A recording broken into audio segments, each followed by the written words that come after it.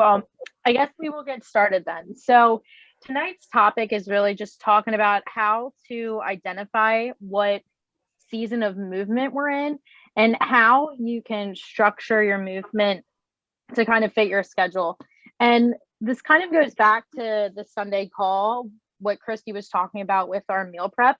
But I thought it would be good to apply that same concept to training, movement, whatever you're doing. Um, so one of the things that I always look at, or when planning a program for someone, is what the heck do you have going on in life? And that's exactly what Christy had mentioned when you're planning your meal prep for the week. Like, what do you have going on that week that is going to maybe affect your movement? Maybe you're traveling. Um, maybe you're running kids around for like soccer games, football games, whatever, or maybe they're doing summer camp or, whatever it is. So being able to identify the kind of week that you have coming up and what does your season look like? What does the next quarter look like for you in terms of how busy you are? I feel like a lot of us have been really busy this summer. Just, getting out, going on vacation, doing little trips and stuff. And obviously like kids going back to camp. So it's definitely been a busy season, but understanding what is doable in the season you're in and making it realistic. So one of the questions, if you did movement with either Maritza or I, we always like to ask, like, if you could work out, or what number of days would you work out if you could work out for like the rest of your life? Like, what could you commit to? And then when you put it in that perspective, it kind of gives you a more realistic viewpoint of, oh, okay, if I had to do this like for the rest of my life, how many days could I commit to? And it's usually less than what we originally think because we're all overachievers to try to do more than maybe what we can fit in our schedule. I know I've definitely been there. So just kind of looking at your schedule the next couple months, we're going into a season where I think most kids are going back to school here soon in August, September-ish timeframe, where your movement right now might be totally different than what it comes to in the fall. So looking at what you have coming up and planning accordingly. And then also ask yourself, what type of movement do you like to do? Since it's been summer, I've been getting out and going on walks. I've been playing soccer. Like, I'm doing movement that I genuinely enjoy, and it helps me get it in a little bit easier because the weather's nicer here. When it's winter, what is your saying, Leo? There's no such thing as bad clothes, just bad weather. During the winter, I can honestly say don't get outside and walk as much, but at least I will try to, get out and get my movement in a different way. So look at the different seasons that you have and really decide like what movement you can commit to. And then one of the other things that it was actually something my coach brought up to me, which I asked him and he said it's totally fine if I share this analogy, but I thought it was a really good one. So he's like, imagine you are like on a highway and it's multiple lanes. So everything you're working towards, like your nutrition, your movement, your mindset, your job, whatever. It's this 5-lane car highway and they're all coming to the same end spot. He's like, if everything's going at the same speed, it's just going to be a car crash at the end, which means you're not going to be able to get to your end destination because everybody's just going to crash before they get there. But he's like, if you say, all right, well, right now I'm going to focus on my movement. Maybe that car's moving a little bit faster than, I don't know, maybe a personal development car. And then, maybe your nutrition and your movement are moving a little bit faster than something else. So when he put that analogy in my head, I was like, oh, okay, well, that definitely makes sense when, I'm trying to work towards all these things, but not everything can be going full speed ahead, like pressing the gas pedal all the way to the floor. So I really try to figure out what it is that I want to focus in on. And when he put that into perspective, especially like, I transitioned out of working full time and my focus on it is, coaching more frequently. So some of the other things that I was doing took a back seat. So maybe you're in a season like that where you want to focus in on movement, or maybe you're focusing on something else. Maybe you're more focused on nutrition. And as these things are moving forward, just know that all of them can't go full speed ahead at one time. I don't know, that analogy just really stuck to me. So then when we were talking about that analogy, we were talking about what movement looks like from week to week. So we started like big picture, trying to figure out like what movement makes sense, how often we can do it in the season that we're in. But then he's like, you know, your movement doesn't have to look the same from week to week. And I was always had it stuck in my head. I'm like, I have to work out 3 days a week, every single week, like no matter what I have going on. And he's like, but if you have a lot of life happening, like maybe you're traveling or whatever, he's like, it's okay not to do 3 days a week. And I just like couldn't accept that as an answer. And I was like just trying to make it up the next week. And then it was just this constant cycle of trying to make up this. Well, then we just adjusted the training instead of 3 days, maybe only do 2 days for a couple weeks, and then we can get back to 3 days. So I thought that was really helpful, you know, for me as someone who would just try and push through and get it done rather than, you know, looking at what I have going on and being realistic. I know Christy always says like live to train another day. I think that's usually what she says, or that's the quote she uses.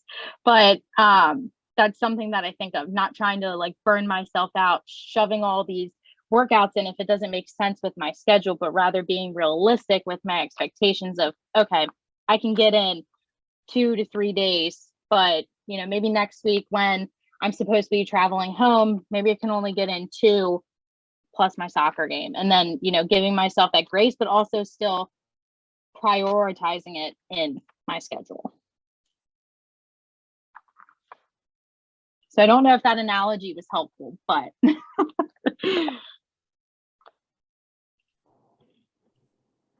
was helpful. Sorry if it's loud. I'm on the highway and it's louder here. Totally fine. Okay? Yeah, I can hear you. Okay. For me, I think movement, like what season I'm in, is actually based off the season. Whether I'm going to be running, or I'm going to be walking more, or doing strength training. I know I have to do strength training like year round, but the majority of my movement, I like it to be outside. And so it kind of just depends on the season of the year. And that's how I adjust. But I did learn this past winter that I can also do outdoor stuff during the winter, as long as you have the right gear. And so I don't know. I don't really know, like, I mean, a lot of what you're saying makes sense to me. I feel like I'm in a season of walking every day, and it's hard for me to accept what you said, where you don't have to do it every day, because I have a goal. And anytime I set myself a goal, it's very hard for me to, I guess it's the all or nothing mindset, to veer away from that. But yeah, I just finished my nutrition season, my weight loss season, where I was super focused on that. And not that my coach is on this call, so it's not that I'm not going to focus on that anymore, but I feel like it's time to focus more on like strength training. And since it's going to be fall, it's going to be cooler outside, and it's going to feel better to do that. Does that make sense? No, it totally does. And I think that's a really good idea. I mean, I know you just came off of a cut, so, you know, you can still keep your walks in, but maybe you're shifting more towards strength-based stuff, because I think you just finished the cut, so you're reversing back up, right? Yeah, slowly. Yeah. And I feel like that's a good, you know, that's a good strategy moving forward, because then you can use some of those extra calories to good use and focus on building muscle. And I think one of the things that you said was, you were working towards a specific goal. So if you have a specific goal where, you were focusing on fat loss, so you're focusing on your movement being specific to help achieve that. And I think that was probably where I should have started the call, is that, like, depending on what your goal is, make sure that your movement can correlate with that. Yeah. And I also kind of feel like since I did just finish a weight loss season, like maybe my fire's a little bit bigger, and so maybe that would kind of help as well. Like your metabolic fire? Yeah. So help with, I don't know. Definitely building muscle will help increase that fire. And then you're also working on increasing your nutrition again. So combining all of those things will help you build like a bigger fire. Yeah. The extra food will help you feel stronger in the gym too, with your strength training.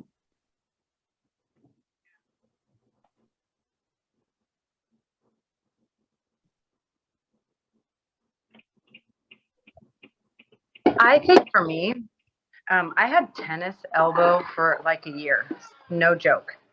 And so it was really hard for me to not be training for something, try and be better at something, faster, blah, whatever it is, CrossFit bullshit. And so just like grasping and mentally changing, like just moving, whatever that may look like, and modifications. And also just kind of like doing whatever I feel like doing, instead of always having to be like, I have to follow this program. And then if I don't, I miss a day or I miss a week, it's like, I get all mad at myself and like, oh, I just got to start over, like all those things. And just being able to be like, I'm just going to go in and I'm going to go to the gym and do whatever I want, or I'm going to go on a hike or walk or run and like be okay with that. Not have it like necessarily going towards a goal, but kind of just more like just being fit goal. That I think is like a season that I've never been in before, and it was really hard, but guess what? It took a year. It actually took the peak, like 6 months into the peak pain of my tennis elbow to be like, okay, I have to change. I have to change because this hurts like hell. I feel that. And I think that was me. I think that was me last year, having to be like, okay, not working towards something like specific, like strength wise or necessarily like a weight thing, because I was just really focusing on working on like gut health. So I couldn't do anything super strenuous either. That was the protocol I was given. And I'm like, oh, I'm not allowed to go hard. I was like, what am I supposed to do? And literally it was just walking, and like we were still strength training, just not at a crazy, intensity.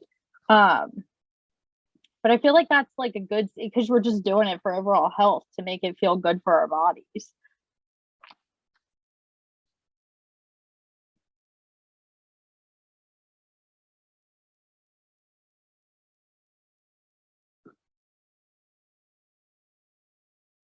Hopefully I didn't lose Marlena, but I know there she is.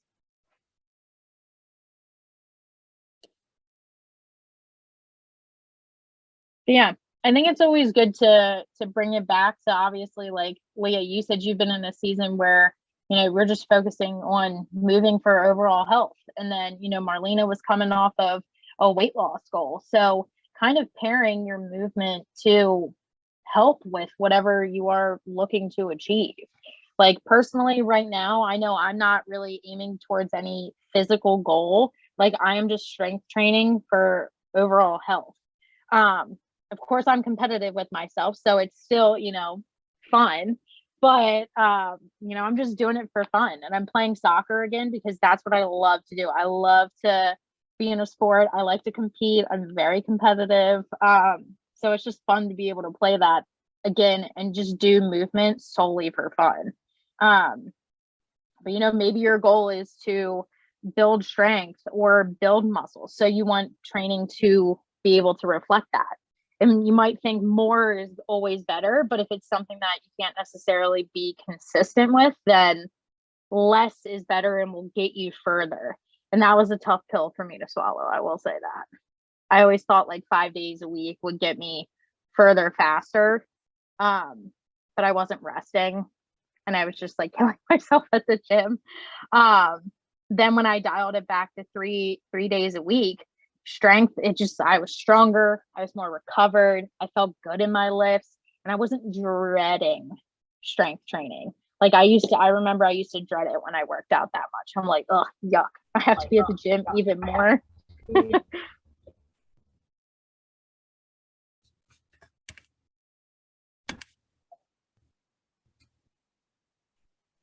other thing that like I've had to wrap my mind around is like doing something is better than not being able to do the whole thing or whatever. You know what I mean? Like just because I want to do this 12-week program, but I get into it and it's like my body's tired. Like I have H. pylori, so I'm like dealing with all this other shit. And so feeling like, well, it's better just to do something than, you know, than get that all or nothing. Like, well, I can't do that. So, and just be a brat. That's kind of a big shift. It's just part of a different season, you know. And I think that's something too, like Leah said, like doing something is better than nothing. So even if I have a day where maybe you wake up that morning and you're like, I just feel like shit, or maybe you're really exhausted, like you can feel it in your body. And, you know, you're like, debating, do I go to the gym? Do I not go to the gym? Or do I do my movement? Do I not do my movement? Like you could go and still do it and really dial back your intensity. You could go and just go through the movements and maybe do only 1 or 2 sets instead of 3. I know that that's something I've personally done when I wake up and I'm like, you know, am I really tired? Or, you know, just kind of talking to myself through the situation.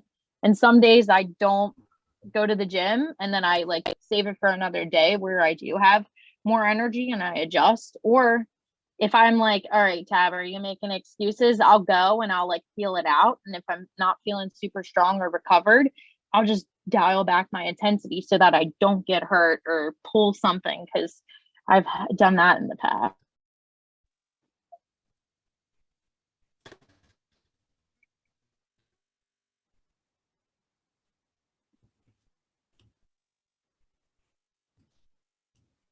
Marlena, were you saying something?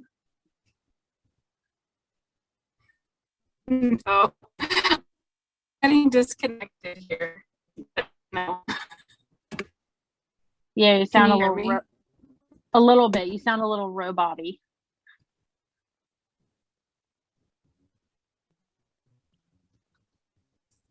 I'm not talking. Oh, I saw your message.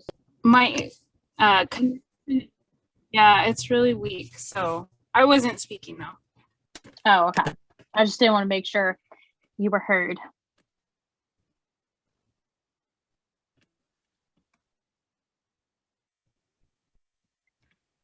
My refrigerator died today, and so I'm taking a hard line on my condiments. That's what I'm doing right now.